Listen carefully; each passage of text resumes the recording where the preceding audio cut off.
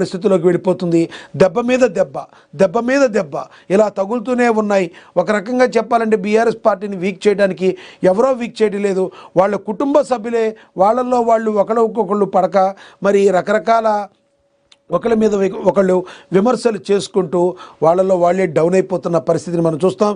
మరి జాగృతి అధ్యక్షురాలుగా ఉన్న మరి కేసీఆర్ కుమార్తె కవిత కూడా విపరీతమైన ఆరోపణలు చేయటం అనేది ఒక రకంగా పెద్ద ఆయనకి పెద్ద దెబ్బే అని మనం అయితే చెప్పుకోవచ్చు.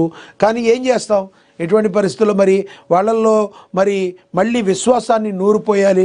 ఎటువంటి పరిస్థితుల్లో మన ప్రభుత్వం వస్తుందని చెప్పాలి, లేకపోతే ఉన్న కేడర్ కూడా మరి చేయిజారిపోయే అవకాశం ఉంది. కాబట్టి కేసీఆర్ చెప్తున్నారు వీళ్ళకి మన ప్రభుత్వం వస్తుంది అదేరి పడవద్దని. ఎర్రవల్లి నర్సపేట సర్పంచులతో బీఆర్ఎస్ అధినేత అయితే చెప్తున్నారు. ఎటువంటి పరిస్థితుల్లో విజయ డంకా మోగిస్తాం, మనమే వస్తున్నాం, అధికారంలోకి వస్తున్నామని చెప్తున్నారు. కానీ బీఆర్ఎస్ కార్యకర్తలకు కూడా ఒక అవగాహన ఉంది, ఇదంతా పై మాటకే కానీ ఆషామాషిగా జరిగే విషయం కాదని వాళ్ళకి ఎక్కడొక డౌట్ ఉంటుంది. కానీ మరి అట్లా అని ముందే చేతులు ఎత్తేస్తే ప్రయత్నలోపం అనేది జరుగుతుంది కదా. దానిలో భాగంగా వాళ్ళకి ధైర్యాన్ని నూరిపోసే క్రమంలో భాగంగా కేసీఆర్ ఇలాంటి వ్యాఖ్యలు చేశారని అయితే మనం అనుకోవచ్చు. ఇక పంచాయతీ ఎన్నికల్లో కాంగ్రెస్ ప్రభంజనం, ఏకగ్రీవాల్లో 95% కాంగ్రెస్ పక్షమే. మొత్తంగా ఏకగ్రీవాలు 385, కాంగ్రెస్ మద్దతుదారులు 357. ఏకగ్రీవాల్లో వికారాబాద్, ఆదిలాబాద్ జిల్లాలు ఫస్ట్ అండ్ సెకండ్గా నిలిచాయి. మనకు తెలుసు తొలి విడత పంచాయతీ ఎన్నికల్లో ఏకగ్రీవ ఎన్నికైన సర్పంచులు, వార్డు సభ్యుల వివరాలను తెలంగాణ రాష్ట్ర ఎన్నికల కమిషన్ ప్రకటించింది. తొలి విడత పంచాయతీ ఎన్నికలు 3,836 గ్రామాల్లో జరుగుతుండగా ఇందులో 385 ఏకగ్రీవమయ్యాయి. ఏకగ్రీవాల్లో కాంగ్రెస్ ప్రభంజనం కనిపించింది. ఏకగ్రీవమైన వాటిలో 357 సర్పంచ్ స్థానాలను కాంగ్రెస్ మద్దతుదారులే కైవసం చేసుకున్నారని గణాంకాలు అయితే చెప్తున్నాయి. దీనిలో ఆదిలాబాద్, వికారాబాద్ కూడా ఉన్నాయంట. మనకు తెలుసు ఆదిలాబాద్లో మరి కాంగ్రెస్ పార్టీ ఇన్ఛార్జిగా ఉన్న కంది శ్రీనివాసరెడ్డి ఎంతో కృషి చేస్తున్నారు. ఆయన నిత్యాన్నదానం చేస్తూ ప్రజల్లో నిత్యం ఉంటూ కాంగ్రెస్ పార్టీ ఎటువంటి అభివృద్ధి కార్యక్రమాలు చేపడుతుంది, ప్రజాప్రభుత్వం ప్రజల కోసం ఏ విధంగా కష్టపడుతుందని నిరంతరం ప్రజల్లో ఉంటూ ప్రజల కొరకు సేవ చేస్తున్న కంది శ్రీనివాసరెడ్డికి కూడా ఈ పంచాయతీల ఏకగ్రీవంలో ఆయన కూడా ఒక ముఖ్య పాత్ర పోషిస్తున్నారని చెప్పడం మరి 100% మనం కరెక్ట్గా అనుకోవచ్చు. ఎందుకంటే ఈయన కంది శ్రీనివాసరెడ్డి జనాల్లో అంత దగ్గర అవడం అనేది ఆదిలాబాద్ నియోజకవర్గ వ్యాప్తంగా మనం చూసాం. ఇక 1000 విమానాలు రద్దు, దేశ విమానాశ్రయాల్లో అల్లకల్లోలం, వసతులు లేక ప్రయాణికులు అక్కడికక్కడే నిద్ర, మందులు లేక వృద్ధులు పిల్లలు విలవిల, ప్రత్యామ్నాయ చర్యలపై ఇండిగో నిర్లక్ష్యం, ప్రజాందోళనతో ఏవియేషన్ న్యూ రూల్స్ ఉపసంహరణ. ఇక దేశంలోని ప్రధాన విమానాశ్రయాల్లో వరుసగా 4వ రోజు కూడా ప్రయాణికులు అష్ట కష్టాలు పడ్డారు. ఇండిగో విమానాలు ఆలస్యం కావడం, చివరి నిమిషంలో రద్దు కావడం వల్ల ప్రయాణికులు తీవ్ర ఇబ్బందులు పడుతున్నారు. శుక్రవారం ఒక్కరోజే 400కు పైగా విమానాలు రద్దయ్యాయి. దేశంలోని 6 ముఖ్య నగరాల్లో గురువారం బయలుదేరిన విమానాలు కేవలం 8.5% మాత్రమే ఉన్నాయి. ఇంత దారుణమైన సేవను విమానయాన సంస్థ అందిస్తుంటే ప్రయాణికులను మనుషులుగా చూస్తున్నట్టు అనుకోవచ్చా అన్న అనుమానాలు కూడా సర్వత్రా వ్యక్తమవుతున్నాయి. దీనికి సంబంధించి ఇది చాలా దారుణమైన పరిస్థితి.